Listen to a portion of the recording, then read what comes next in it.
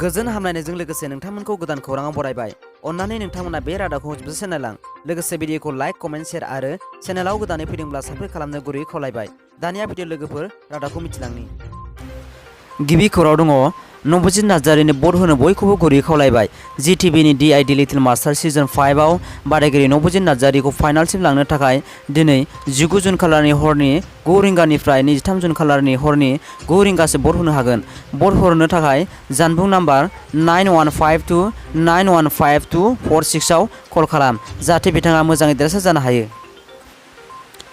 Goreswar revenue सार्कलनि सिङाव थानाय हाग्राबारि सुबुंनि नाथकुसि गामियाव सुग्लाय दैसानि दैयाव उसिफावनायनि जाहोनाव दैबानानि थासारिखौ बिटिआरनि चिफ प्रमद बर'आ नायगिदिंहैना खौरां लायो।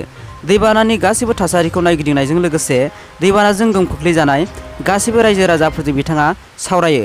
थासारिया मोजां जायागौमानि रैखाथिनि गोनां जायगासिम थांनानै थानो थाखाय रायजो राजाफोरखौ बिटिआरनि चिफ प्रमद बर'आ खावलायदों।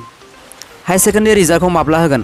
मैया आसामनि सोलोंथाइ बिफाननि मन्थ्रि रमेश पेगु बिथाङा बुंदों थि समावनो फोसावना होगोन रिजाल्टखौ लानानै जेबो साननो गोनां गैया। लोगोसे गोलोम बोथोरनि बन्द'आबो नेमबादियै थि समावनो जागोन।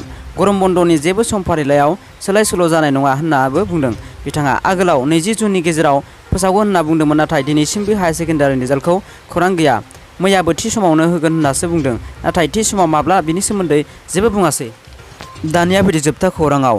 थाद'नाय गैयै जुब जुब अखा हाबाय थानायाव सेङाजाना बुरलुंबुथुरनि हाब्रां खुरखानायाव दैमाजों गोमालांनाय सेङाजान गवाला गामिनि काली मन्दिर गणेश मन्दिर रायजोआरि नब्लां, सेङाजान इन्दिरा हिन्दी गुदि फरायसालि आरो अंगनबादि केन्द्रजों लोगोसे गं 47 नखरनि न' बां हा हुआ।